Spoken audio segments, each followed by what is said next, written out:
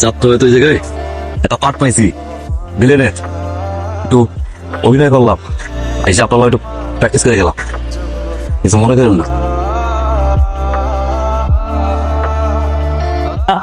তো চল বাবা, আজকে নিশ্চিত আমার দুঃস্বপ্ন আসবে। কি ভয়ঙ্কর চোখ তুই দেখছি? আমি তো আমার চোখের মধ্যে কোনো ভয়ঙ্কর কিছু দেখি নাই। তুই কি পাগল? আসসালামু আলাইকুম ভাই, এই মাসের টাকাটা কালকে দেখবে। এই জায়গায় টাকা লাগবো না।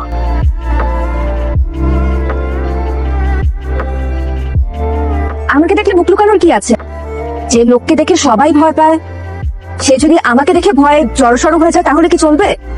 যাই হোক, কেউ যদি চায় তাহলে সে সাহস করে তার মনের কথা আমাকে বলতে পারে, বাবাকেও জানাতে পারে। আচ্ছা আমি চললাম। এই শুনছেন? বন্ধু শুনুন, এটা আপনাকে দিয়েছে। এটা কি? চিঠি। যার চিঠি তাকেই দিতে হয়। এই যে চোখ খুলান তো। কই, আমি তো ভয় পাইনি। আপনার চোখটা সুন্দর। খোদা আপনারে খুব সুন্দর কইরা বানাইছে, মনে হয় জনম বইরা আপনারে দেই। আপনার দেখা মাত্রই আমার ভিতরে একটা দমকা হাওয়া সবকিছু উলট পালট করে দেয়। ভালোবাসা দিয়ে বুঝিয়ে দিবেন এই পাউন্ডুলে পোলাটারে। ইতি সহজ। রিতা, ও রিতা, তুমি আমার Rita, I love you baby. তোর বলছে না এইভাবে আশেপাশে থাকবি না, তাইলে খবর আছে। সমস্যা নেই। আর দাঁড়া, তোর চেয়ে পিছনেরটা বেশি সুন্দর। কি নাম? এই বেবি, আই লাভ ইউ। কি নাম কি? তাহলে আমি জুতা দিয়ে মারবো। বাবা আমার তোর লগে আজকে তুই দেখা। রিতা, ও রিতা, তুমি আমার Rita, I love you baby. Baby, এলাকার সবাই যাকে ভয় পায় আর সে তোকে চিঠি দিই, আমি কি করবো সেটা আমি বুঝতে পারছি না। আমি তো চিঠি লিখতে পারি না। ধুর বোকা, চিঠি লেখা খুব সহজ। শুরুতে শুধু লিখবি প্রিয় সুরজ। কি হয়েছে মা? কিছু না বাবা। এটা কি? প্রিয় সুরজ। জি জি জি জি জি। এটা চোর পাটপার ছিনতাইকারীর সাথে সম্পর্ক তৈরি করার জন্য। জি, আমার পরিবারের একটা সম্মান আছে। তোমার সাথে আমার একটু কথা আছে। কিসের কথা? আর আপনি আমার পথ আটকাচ্ছেন কেন? চিঠির উত্তর তো দিলাম না। কি উত্তর দিব? আমি কোনো ভুল করছি? কিছু হয়েছে? কি হবে? আর কিছু হওয়ার মতন আপনি কি আমার কেউ হন? আপনি আর কখন আমার পথ আটকাবেন না, কখন আমার আশেপাশে ঘুর ঘুর করবেন না, আর কোনো কিছু আমাকে দেবার চেষ্টা করবেন না। শোনো, ভালোবাসলে অনেক বাধা আসে, আর সেই বাধারে জয় করতে হয়। বুঝতে আমি কি বলছি? আই, কি সমস্যা তোমার?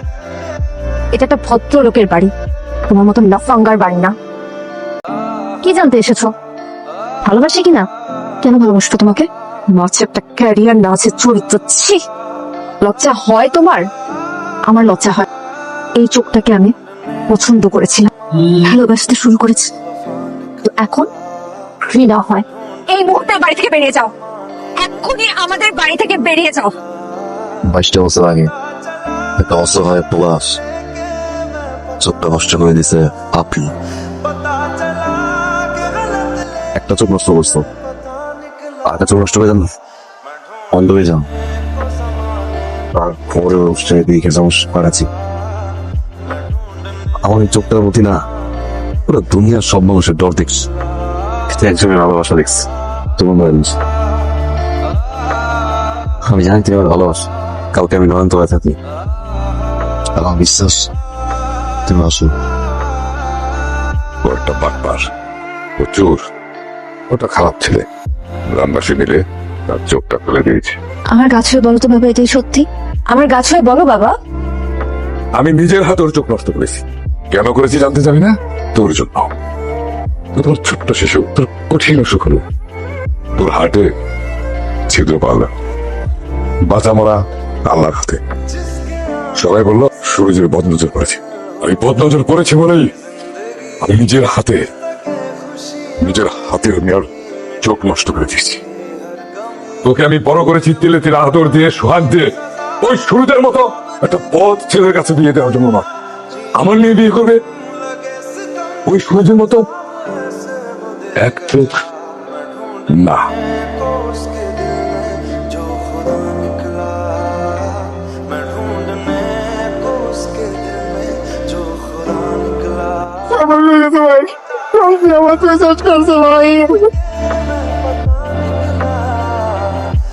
দাদা, তুমি যে পাপ করেছো, মেয়ে হিসেবে আমার আর সবুজের সামনে গিয়ে দাঁড়ানোর মুখ নেই। আমাকে ক্ষমা করে দিও। প্রায়শ্চিত্ত হিসেবে আমার চুপতে সবুজকে দিয়ে গেলাম।